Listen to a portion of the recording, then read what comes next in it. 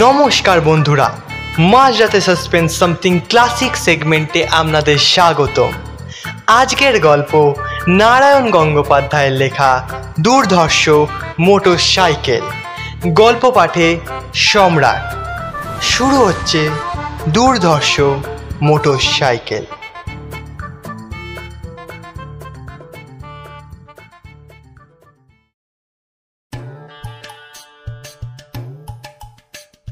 খিচুড়ি খেতে আমার ভালোই লাগে, কিন্তু খিচুড়ি জাতের জিনিস একদম পছন্দ করি না আমি। যেমন আলু বকরা, সেটা আলুও নয়, দাম না দিয়ে বকরাও তাতে পাওয়া যায় না। ওদিকে রাঁধতে গেলে বিস্তর বখেরা, চিনি চাই, কিশমিশ চাই, এ চাই, ও চাই। আর কাঁচা খেলে বোখার হওয়ার সম্ভাবনা প্রচুর। কিংবা ধরো কাঠবেড়ালি, সে কাঠ নয় যে তাকে দিয়ে রান্না হবে, আবার বেড়ালিও নয় যে ভাড়ার ঘরের ইঁদুরকে একটু শায়েস্তা রাখবে। সেই জন্যই মোটর সাইকেল দেখলেই আমার কেমন খটকা লাগে। মোটরের তলায় চাপা পড়া যায়, আর সাইকেল চাপা দেওয়া যায়, কিন্তু যা এও নয় ও নয়, তা যে কখন কি করে বসবে সে সম্বন্ধে আমার মনে একটা গভীর দুশ্চিন্তা আছে। তাই মোটর সাইকেলের কাছ থেকে সব সময় আমি দূরে থাকতে চেষ্টা করি। কিন্তু ভূমিকা বাদ দিয়ে কাহিনীটা বলি এইবার।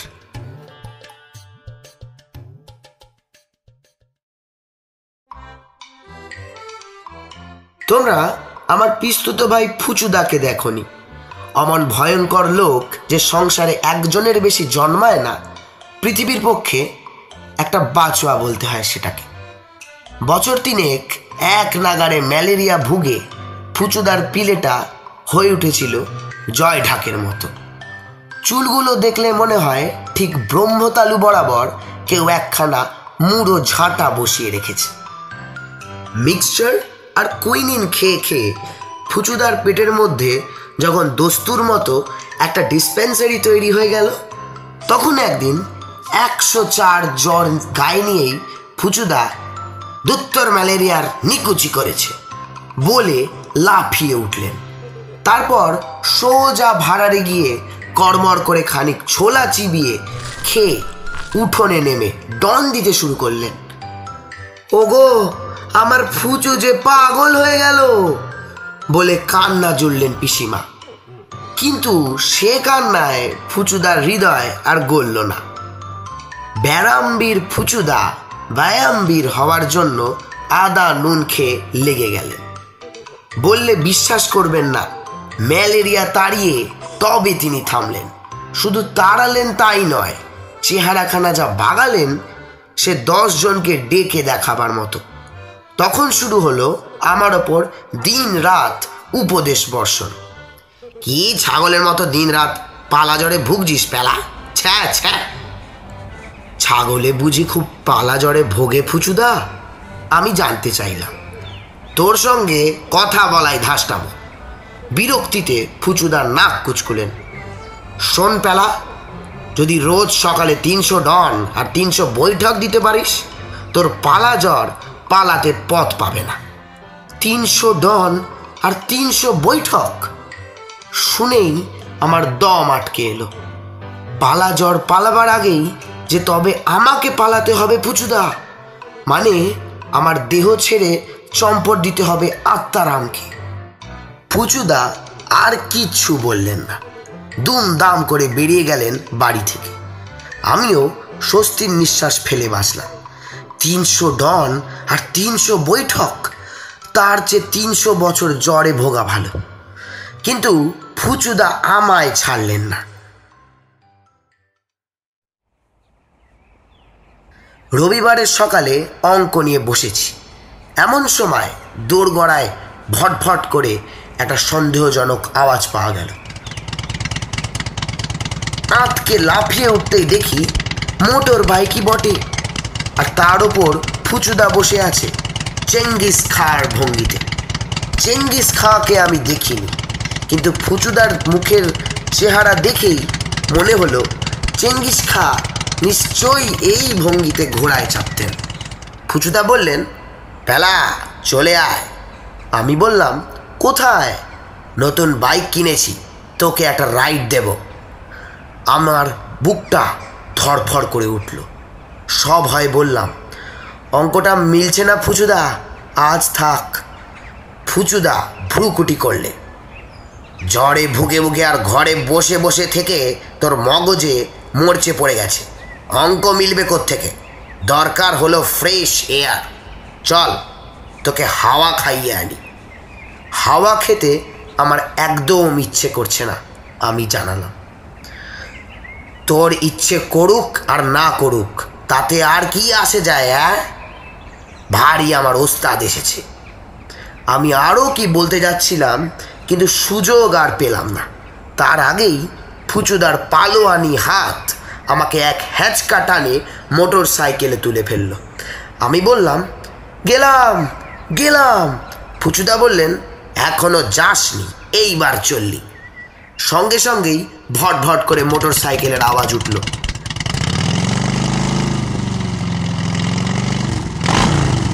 আমি আর্তনাদ করে উঠলাম, পড়ে যাব তো।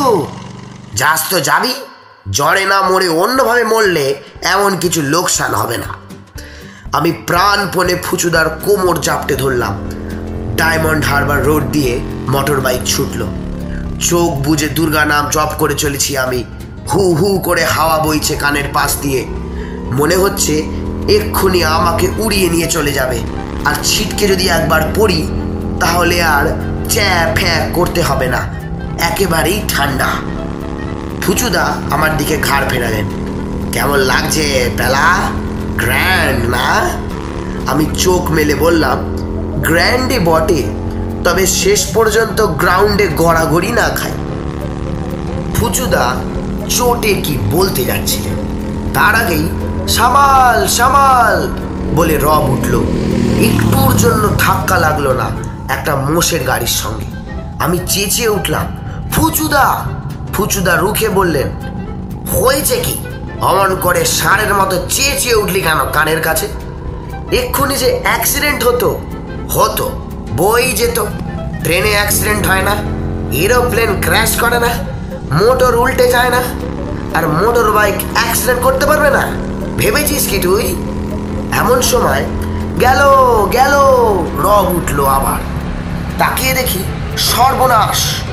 দৈত্যের মতো একটা বোঝাই লরি প্রায় আমাদের কাঁধের উপর এসে পড়েছে। আমি আতঙ্কে একটা হা করলাম, কিন্তু মুখ দিয়ে আওয়াজ আর বেরোলো না। কি মন্ত্রে লরি ড্রাইভার গাড়িটাকে পাশ কাটিয়ে নিলে সে আমি আজও জানি না। দুহাত এগিয়েই সে ঘস করে ব্রেক কষল। তারপর লাফিয়ে নেমে ফুচুদাকে জিজ্ঞেস করলো, ই কা হ্যায়? ফুচুদা বললে, মোটর বাইক হ্যায়। ড্রাইভার কি বলতে গেল, তার আগেই 25 মাইল বেগে আমাদের মোটর বাইক ছুট লাগালো। আমার কানের পাশ দিয়ে বো করে বেরিয়ে গেল এক টুকরো ইট। লরি ড্রাইভার ঢিল ছুটছে। খানিক চুপচাপ, প্রাণের আশা ছেড়ে দিয়েছি। দুটো ফাড়া কাটলো, তিনেরটা কাটলে হয়। রাস্তার ধারের গাছগুলো সন সন শব্দে ছিটকে যেতে লাগলো পিছনে। ফুচুদা বললে, বড় রাস্তায় একটা রিস্ক আছে দেখছি। না রে পেলা। শটটা এবার নরম ঠেকল। ফুচুদার কঠিন হৃদয় যেন কোমল হয়ে উঠছে একটু একটু করে। বললাম, রিস্ক আর বিশেষ কি, প্রাণটুকু চলে যেতে পারে, এই যা। ফুচুদা টেরে উঠলেন, গেলেই বা, তোর প্রাণের আবার দাম কি? ও তো পুঁটি মাছের প্রাণ, মরুকে। বাজে বকাসনি আমাকে। চল, বড় রাস্তা ছেড়ে মাঠের রাস্তায় নামা যাক। চারিদিকে মুক্ত প্রকৃতি, লরি ফরির হাঙ্গামা নেই, বেশ আরামে যাওয়া যাবে। সেটা মন্দ কথা নয়, আমি খানিকটা আশ্বাস পেলাম। আরো খানিক এগোতেই ডান দিকে মাঠের ভেতর একটা গরুর গাড়ির রাস্তা পাওয়া গেল। সেই রাস্তায় ফুচুদা মোটর বাইক নামালেন। কিন্তু গরুর গাড়ির পথ, তার সঙ্গে চালাকি নয়। মনে হলো যেন রিলিফ ম্যাপের ওপর দিয়ে চলছি। একবার ধপ করে পড়ছি প্রশান্ত মহাসাগরে, আর একবার ঠেলে উঠছি এভারেস্টের কাঁধের ওপর। কত বছর ধরে একটানা লাঙল ঠেললে অমন কায়দার একখানা রাস্তা তৈরি করা যায়। একমাত্র করুণাময় পরমেশ্বরই তার খবর দিতে পারে। পুচুদা, কোমর যে গেল। কোমর যাবে কি রে? কেমন এক্সারসাইজ হচ্ছে বল দেখি। কি গ্র্যান্ড ঝাঁকুনি লাগছে। পেটের পিলে নড়ে গেল যে। পুচুদা বললেন, নড়বেই তো, পিলেই তো নড়ানো চাই, বুঝলি? তোর এই বাসক পাতার রসের চাইতে এই ওষুধ অনেক বেশি জড়ালো। 3 দিন এই রাস্তায় আমার বাইকে চেপে আসবি, দেখবি পালা জ্বর, কালা জ্বর, সর্দি জ্বর, ডেঙ্গু জ্বর। কিন্তু জ্বরের তালিকাটা শেষ হওয়ার আগেই বাইক ছেড়ে আমি প্রায় 2.5 হাত শূন্যে ছিটকে উঠলাম এবং ফুচুদাও। মোটর সাইকেলটা প্রায় 1.5 হাত উঁচু থেকে একটা গর্তের মধ্যে লাফিয়ে পড়ল। এক রাশ পাক ছিটকে এলো চোখে মুখে। ফুচুদা, মার যে আরো ভয়াবহ। আমি চেঁচিয়ে উঠলাম। একাত্তু লাগে বটে, ফুচুদাও স্বীকার করলেন। কিন্তু মোটর সাইকেল চড়া কি সোজা কাজ রে? খাটনি আছে বই কি। তবে ভাবিসনি, আস্তে আস্তে সইয়ে নেব এখন। কিন্তু সইয়ে নেবার আগে যদি মার সই হতে হয়, হয়তো হবে। ফুচুদার দাঁত খিচকলেন, তুই বড্ড বক। কিন্তু বক পর্যন্ত বলেই টক করে বকুনি বন্ধ করলেন ফুচুদা। ঘাবড়ে গিয়ে বললেন, পা তল পেলা এক্ষুনি। পা তুলবো? কোথায় তুলবো? ফুচুদা তাড়া দিলেন, তা আমি কি জানি? কাঁধের উপর, মাথার উপর, তাল গাছের উপর, যেখানে খুশি। দেখছিস নে তেরে আসছে। কে? জিজ্ঞেস করতেই দেখতে পেলাম খ্যাক খ্যাক করে বিতিকিচ্ছি আওয়াজ তুলে তীর বেগে আমাদেরই দিকে ছুটে আসছে একটা খেকি কুত্তা। 2 চোখে তার জিঘাংসা। আমি পা তুলে ফেললাম একেবারে ফুচুদার কাঁধের উপর। ফুচুদাও হ্যান্ডেলে পা তুলে আমায় বললেন, তাড়া পেলা, কুকুর তাড়া। কি করে তাড়াবো? ঢিল মার। কোথায় পাবো ঢিল? তাও তো বটে। ফুচুদা বললেন, তবে মিষ্টি কথায় ভোলা, বাড়ি যেতে বলে দে। আহ, বল না একটা ছড়া টরা। ছড়া টরা? আমি চেঁচিয়ে উঠলাম। হাট্টি মাটিম টিম, তারা মাঠে পারে ডিম। শুনে কি হলো বলা যায় না। কুকুরটা থমকে গেল। আরেকবার খ্যাক করে ডাক দিয়েই উল্টো মুখে ছুটে চলে গেল। ফুচুদা স্বস্তির নিঃশ্বাস ফেললেন। যাক, বাঁচা গেল এ যাত্রা, পালালো। আমি বললাম, পালাবে কেন? মাঠের ভেতরে হাট্টি মাটিম টিমের ডিম খুঁজতে গেছে বোধহয়। বুঝতে পেরেছে তোমার পায়ের চেয়ে সেটা বেশি সুখ্যাত হবে। ফুচুদা রেগে বললেন, পাকামি করিসনি। আমার পা তোদের মতো বাজে পা নয়। কিন্তু কি মনে করে তুই এখনো গুরুজনের কাঁধে ঠ্যাং ছড়িয়ে রেখেছিস শুনি? পা নামিয়ে নিয়ে আমি বললাম, ওহো, মনে ছিল না। বাড়ি ফিরে গুনে গুনে 100 প্রণাম করব তোমাকে। বোধহয় 100 প্রণামের নাম শুনে মাঠে গরুগুলো ভক্তিতে মাথা নিচু করলো। হঠাৎ দেখা গেল এক পাল গরু আমাদের দিকেই আসছে। মাথা নিচু দেখে আশ্বাস পাওয়া গেল না, কারণ নত মস্তকের ওপর উঁচিয়ে আছে বড় বড় শিং। ফুচুদা বলল, এই সেরেছে, গরু আসছে যে। আমি বললাম, শুধু গরু নয়, মোষও আসছে ওদিক থেকে, প্রায় 7-8টা মোষ। কোথায় ডোবার মধ্যে বসেছিল, মোটর বাইকের আওয়াজ শুনে ছুটে আলাপ করতে আসছে আমাদের সঙ্গে। তাদের শিংয়ের দিকে তাকালেই বোঝা যায় কেন শাস্ত্রে তাদের বলা হয়েছে জমের বাহন। ফুচুদা, এইবার গেছি। গুতিয়ে যে স্যান্ডউইচ বানিয়ে দেবে। খটাং করে ব্রেক কষলেন ফুচুদা। বললেন, আর সময় নেই পেলা, চৌচাট ছুট দে। দেখছিস না এসে পড়ল। জয় মা কালী। রাস্তার ওপর সাইকেল ফেলে আমরা ছুট লাগালাম। সামনেই একটা উঁচু ঢিবি। তার উপর উঠে নিচের দিকে লাফ দিতেই দুজনে জড়াজড়ি করে একটা পচা ডোবার মধ্যে গিয়ে পড়লাম। ফুচুদা বললেন, ডোবা, ডোবাই সই, এর ভেতরেই নাক ডুবিয়ে বসে থাক এখন। কি বিচ্ছিরি গন্ধ জলে। আমি থু থু করে খানিকটা পেকো জল ফেলে দিলাম। ফুচুদা ফ্যাচ করে উঠল। গন্ধ তো কি হয়েছে, ডোবার জলে কি এসেন্সের সুবাস থাকে নাকি? আর কি মশা! মশা তো থাকবে, মশার বদলে কি শশা ফলবে? কচকচ করে খাবি। গায়ের ওপর ব্যাং লাফাচ্ছে যে, নইলে যে মোষ লাফাতো সেটা বুঝছি বড্ড আরামের হতো। নে চুপ করে থাক, একদম স্পিকটি নট। দুম করে বন্দুকের মতো আওয়াজ উঠল। ফুচুদা বুক ভাঙা দীর্ঘশ্বাস ফেলে বললেন, টায়ার গেল একটা। তা গেল। আমি একটা দীর্ঘশ্বাস ফেললাম। তাকিয়ে দেখি ফুচুদার ঠিক মাথার উপরে বসে একটা সোনা ব্যাঙ ড্যাব ড্যাবে চোখে আমার দিকে তাকিয়ে আছে।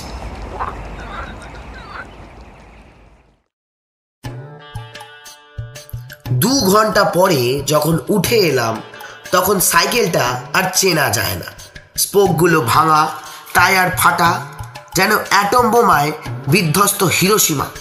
ফুচুদা বললেন, কি আর হবে, চল এটাকে ঠেলে নিয়ে যাই। আর আমি ঠেলি? অনেক ভুগিয়েছ, এবার তোমাকে আমি একটু ভোগাই। বললাম, মিথ্যে করেই বললাম। আমার পা মুচকে গেছে, এক পাও হাঁটতে পারবো না। তবে তুই সাইকেলে চেপে বস, আমি তোকে ঠেলে নিয়ে যাই। সারা গায়ে কাদা, নাকের ওপর এক রাশ শ্যাওলা। পালোয়ান ফুচুদা হেইয়ো হেইয়ো করে সেই এবড়ো খেবড়ো মাঠের ভেতর দিয়ে আমাকে ঠেলে নিয়ে চললেন ভাঙা সাইকেল শুদ্ধ। আর এতক্ষণে সত্যি বলতে কি মোটর সাইকেল চড়াটা আমার একেবারে মন্দ লাগলো না।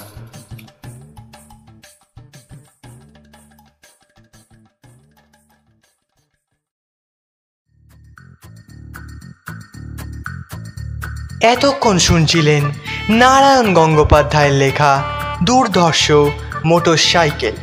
গল্পটি ভালো লাগলে লাইক করুন, শেয়ার করুন ও চ্যানেলটি সাবস্ক্রাইব করে দিন।